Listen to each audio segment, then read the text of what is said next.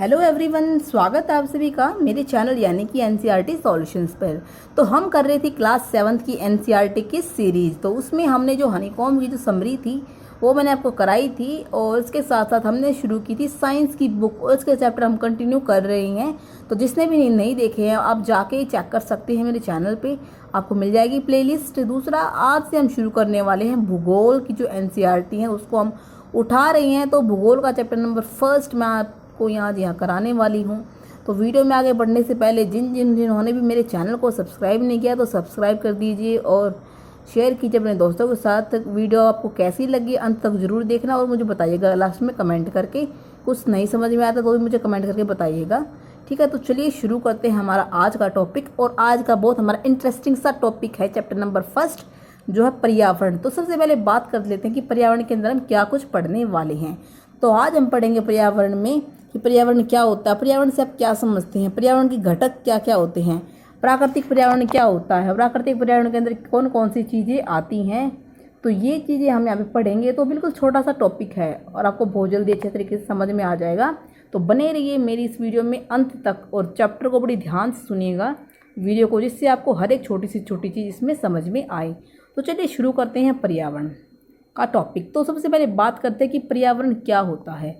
तो किसी भी जीवित प्राणी के चारों ओर पाए जाने वाले स्थान हैं, वस्तुएं हैं, प्रकृति को क्या कहेंगे हम, पर्यावरण यहाँ पे कहेंगे। मतलब कि जो हमारे चारों तरफ जो भी जीवित चीज़ें हम देख रहे हैं, अजीवित देख रहे हैं, वस्तुएं हैं, स्थान है, जगह है, वटएवर कुछ भी है, प्रकृति है, पेड़ पौधे हैं, तो ये सब कैसे कहेंगे हम, पर्यावरण। तो बात करते हैं कि पर्यावरण क्या है। आप शॉर्ट में बोल सकते हो कि जो प्राकृतिक मानव निर्मित परिघटना है, प्रकृति की भी और जो मानवों ने निर्मित किया है, उन सब परिघटनाओं का मिश्रण क्या है, पर्यावरण है। एग्जाम्पल देखिए, सपोज कीजिए यहाँ पे पेड़ पौधे लगे हुए हैं, ये ज़मीन पड़ी हुई है, ये घर बना दी, ये मनुष्य ने ब्रिज बना दिए और इमारतें बना दी, पुल बना दी, सड़क बना दी, उद्योग वगैरह मानव निर्मित जो भी चीज़ें हैं, और जो प्राकृतिक चीज़ें जैसे कि वायुमंडल है, स्थलमंडल है, तो ये सारी चीज़ें मिलकर क्या बनाती है, हमारे पर्यावरण को निर्मित करती है। तो उम्मीद आपको अच्छे से समझ में आ गया होगा कि पर्यावरण क्या होता है।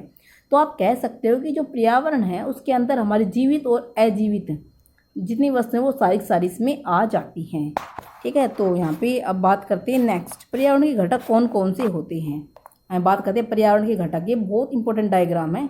तो यहाँ पे देखते हैं पर्यावरण घटक। तो पर्यावरण के घटक में आपको देखने को मिलेगी 3 चीज़ें। पर्यावरण के घटक में क्या क्या आता है, एक तो होती है प्राकृतिक, एक होती है मानव निर्मित जिसको मानवों ने बनाया है।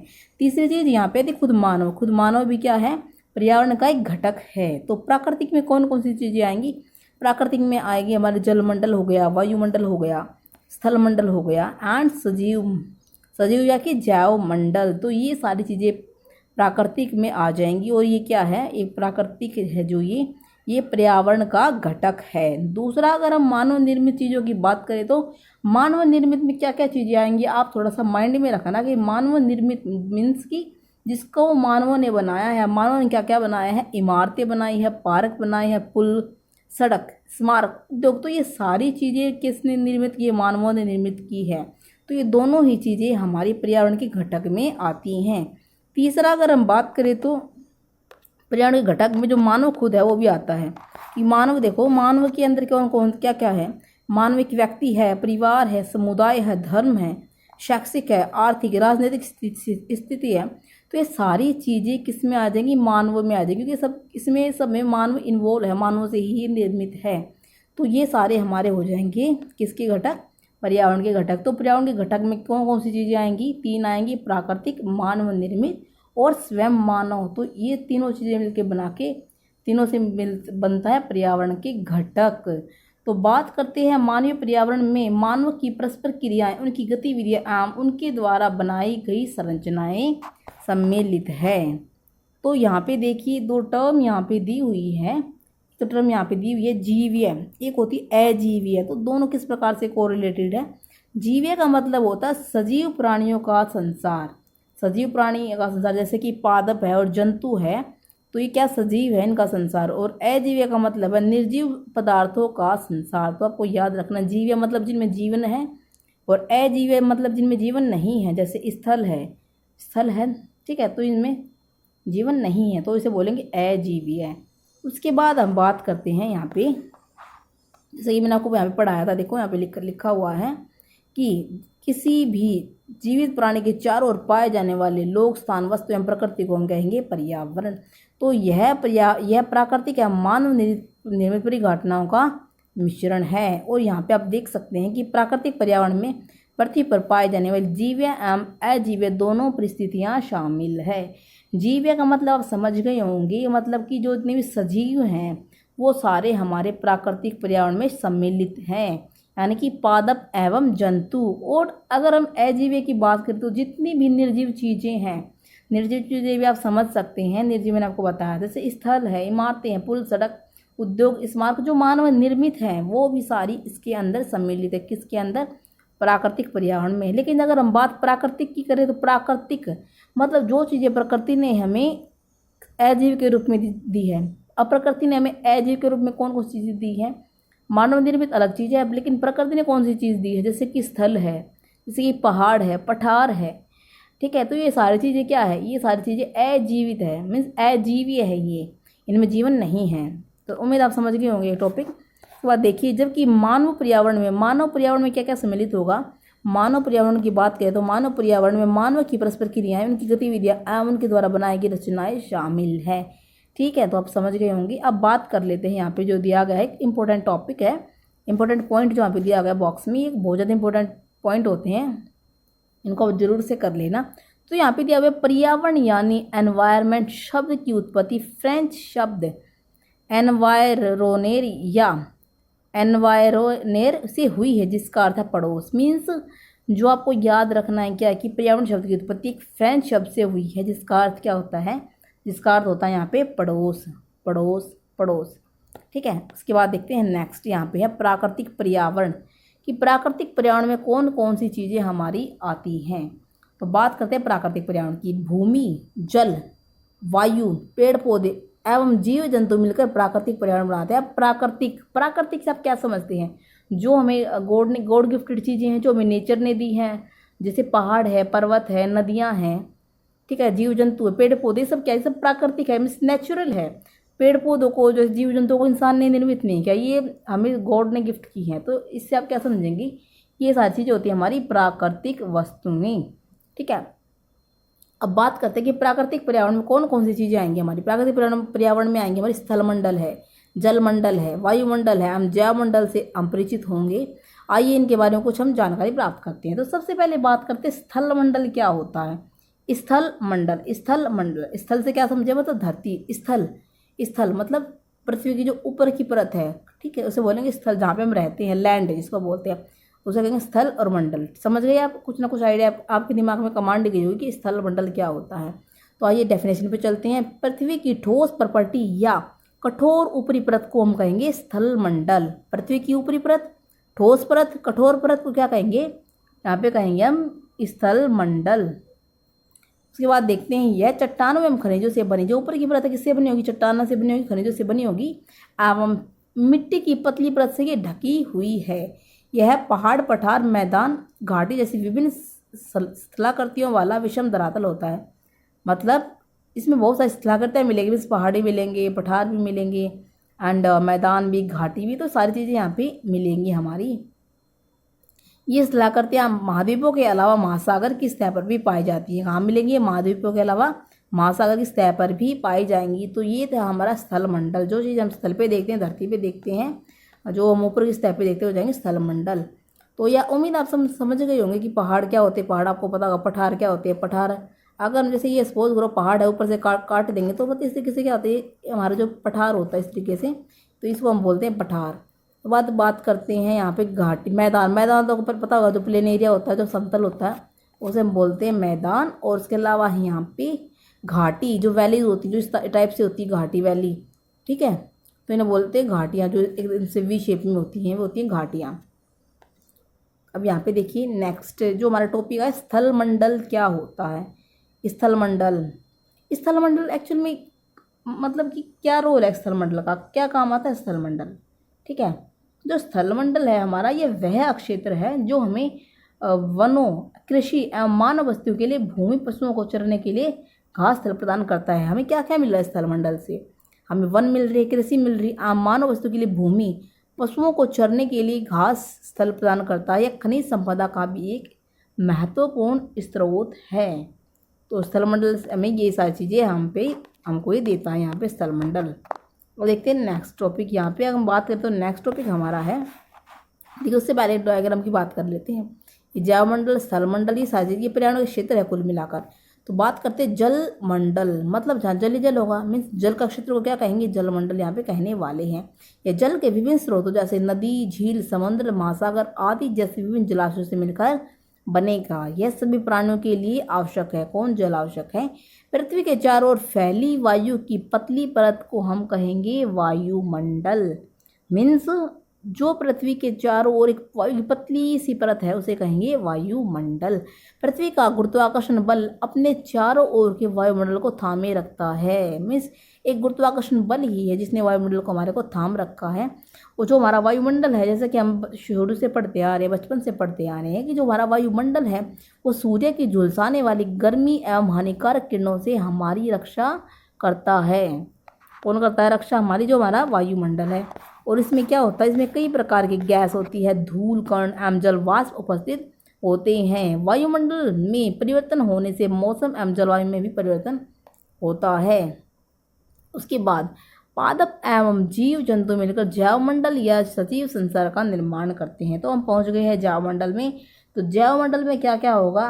पादप और जीव जंतु मिलकर जैवमंडल का सजीव संसार बनाती हैं। पृथ्वी का वह संकीर्ण क्षेत्र जहाँ स्थल जल वायु मिलकर जीवन को संभव बनाते उसे कहेंगे हम जलमंडल। मीन्स कि जहाँ पे स्थल भी मिल गया, जहाँ पे जल भी मिल गया, जहाँ पे वायु मिल गई, जहाँ पे स्थल जल वायु तीनों मिल गई जहाँ पे, तो वैसे संकीर्ण क्षेत्र को हम कहेंगे जैवमंडल। देखिए अब आपको दिखाते हैं डायग्राम में, जहाँ पे क्या, अब देखो जैवमंडल क्या है। अब जैवमंडल में देखिए यहाँ पे हमारा जल भी मिल गया, यस, यहाँ पे हमारी वायु भी मिल गई, यस, यहाँ पे स्थल भी मिल गया। जब तीनों चीज़ें मिलेंगी तो क्या बनाएंगी? तो बनाएंगी जैवमंडल। जैवमंडल मतलब कि जहाँ पे पादप और जीव रह सकते हैं। पादपों को देखिए जल भी चाहिए, अब पादपों को और जीवों को क्या चाहिए? जल भी चाहिए, वायु भी चाहिए और चाहिए स्थल भी चाहिए। जब तीनों चीज़ें मिलेंगी उस एरिया को हम कहेंगे जैवमंडल। और जैवमंडल पादपों के लिए और जीवों के लिए जरूरी, रहने के लिए एक आवश्यक जरूरी है। ठीक है, अगर ये तीनों चीज़ें नहीं मिलेंगी तो शायद वहाँ पे जीवन संभव ना हो। तो ये तीनों चीज़ें ही मिलकर जीवन को संभव बनाती हैं। ठीक है, तो उम्मीद आप समझ गए होंगे। तो देखिए नेक्स्ट, अब यहाँ पे हम बात करते हैं, एक टर्म यहाँ पे यूज़ किया है पारितंत्र। यहाँ पे देखा पारितंत्र क्या होता है। सबसे पहले पारितंत्र। पारितंत्र क्या होता है? वह तंत्र जिसमें समस्त जीवधारी आपस में एक दूसरे के साथ तथा पर्यावरण के उन भौतिक एवं रासायनिक कारकों के साथ परस्पर क्रिया करते हैं जिसमें वे निवास करते हैं। ये सब ऊर्जा और पदार्थ के स्थानांतरण द्वारा स्तब्ध है। इस पारितंत्र क्या होता है? पारितंत्र होता है जिसमें जीवधारी आपस में एक दूसरे के साथ तथा पर्यावरण के उन भौतिक एवं रासायनिक कारकों से परस्पर क्रिया करते हैं जिसमें वे निवास करते हैं। ये सब ऊर्जा पदार्थ के स्थानांतरण द्वारा स्तब्ध है। मीन्स इन सब में ऊर्जा और पदार्थ का स्थानांतरण होता रहता है। इसमें जीवधारी आपस में एक दूसरे पर डिपेंड है। से ये कुल मिलाकर क्या बनाती है? इकोसिस्टम बनाते हैं। इकोसिस्टम में क्या होगा, मतलब कि जैसे कि हम हैं, इंसान हैं, हम पेड़ पौधों पे डिपेंड है। बहुत सारे जो जीव होते हैं, दूसरे जो शाकाहारी होती है, वे पेड़ पौधों पे डिपेंड है। ठीक है, और जो पेड़ पौधों की जो एनर्जी थी वो उनमें चली जाती है, फिर उनसे एनर्जी वो हमको मिल जाती है। तो इस प्रकार से जो एनर्जी है वो ट्रांसफ़र होती रहती है। मतलब कि इसमें जीवधारी आपस में एक दूसरे के साथ तथा पर्यावरण के भौतिक रासायनिक के साथ परस्पर क्रिया करते रहते हैं। ठीक है, तो अब बात करते हैं यहाँ पे पारितंत्र यहाँ पे हो चुका है। ठीक है, तो ये थी इसमें कुछ, यहाँ पे और देखते हैं कुछ है तो काम का। तो यहाँ पे है कुछ, हाँ, प्रत्येक वर्ष 5 जून को विश्व पर्यावरण दिवस मनाया जाता है। मीन्स वर्ष जो हमारा 5 जून है, 5 जून को मनाते हैं पर्यावरण दिवस, विश्व पर्यावरण दिवस। जो विश्व पर्यावरण दिवस है कब से मनाया जा रहा है? ये मनाया जा रहा है 5 जून 1972 से स्टॉकहोम सम्मेलन हुआ था, तब से हम विश्व पर्यावरण दिवस को मना रहे हैं। तो ये था हमारा विश्व पर्यावरण दिवस। और उसके बाद एक टर्म यहाँ पे और है, वस्तु या वस्तुओं की अदला बदली का व्यापार है। वस्तु विनिमय पद्धति, ये हम बचपन से पढ़ रहे हैं कि भाई मेरे पास गेहूँ है और मुझे गेहूँ के बदले में, सपोज करो मुझे चाहिए गेहूँ के बदले में आप कुछ भी ले लो, सपोज करो मुझे गेहूँ के बदले में कपड़े चाहिए, सपोज करो। ठीक है, तो मैं किसी ऐसे इंसान को ढूंढूंगी जिसके पास कपड़े हों और उसे गेहूँ की ज़रूरत हो, तो पहले में जो इस तरह की, पहले के टाइम में इस तरह की प्रणाली थी उसे हम बोलते हैं वस्तु विनिमय पद्धति। तो इस तरह की जो पद्धति है वस्तुओं की अदला बदली, किसे कहते थे हम?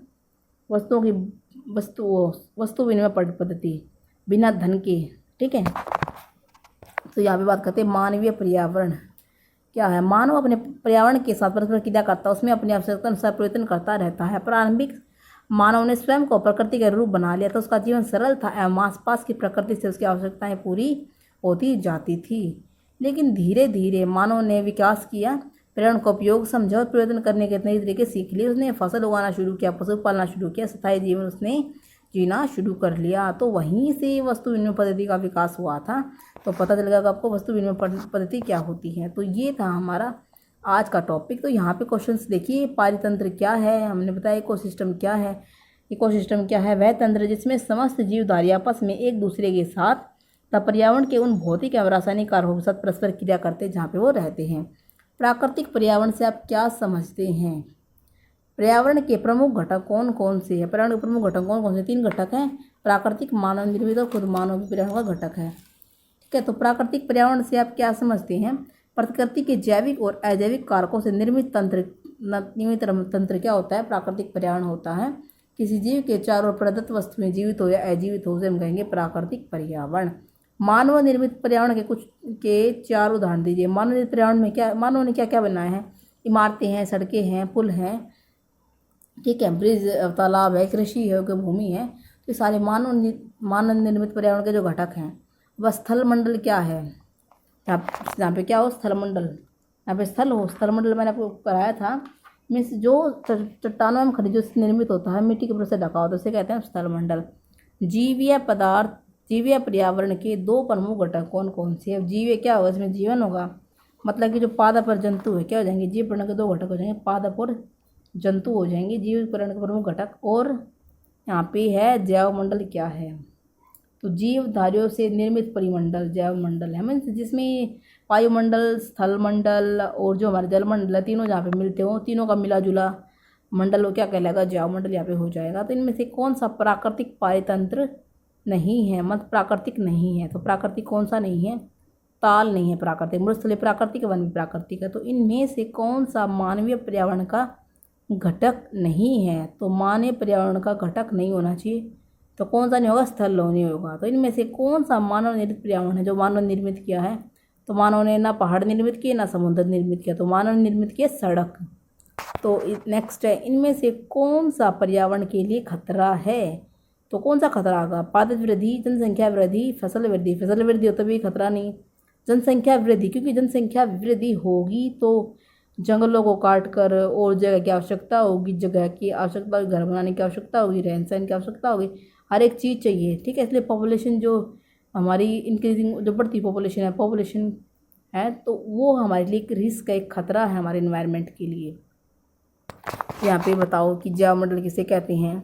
तो जैव मंडल क्या होता है? जहाँ पे तीनों चीज़ मिलती, वह संकीर्ण क्षेत्र जहाँ जल, स्थल एवं वायु पारस्परिक क्रिया करते हों, तो जैव मंडल है। वायुमंडल क्या हो जाएगा? वायुमंडल मीन्स पृथ्वी को घेरने वाले वायु की चादर। एंड जल मंडल की बात करें तो क्या हो जाएगा? जलीय क्षेत्र। एंड पर्यावरण क्या होता है? हमारे आसपास का क्षेत्र होता है पर्यावरण। तो ये हो जाएंगे हमारे क्वेश्चंस। ठीक है, तो आज के लिए इतना ही। मुझे कमेंट करके बताइएगा आपको वीडियो कैसी लगी आपको वीडियो कमेंट। मेरे चैनल से जुड़े रहने के लिए चैनल को कर लीजिएगा सब्सक्राइब, वीडियो को कीजिएगा लाइक और बने रहिए मेरे साथ मेरी वीडियोस में। तो आज के लिए इतना ही। Thank you so much, thanks for watching. तो मिलते आगे नेक्स्ट वीडियो में।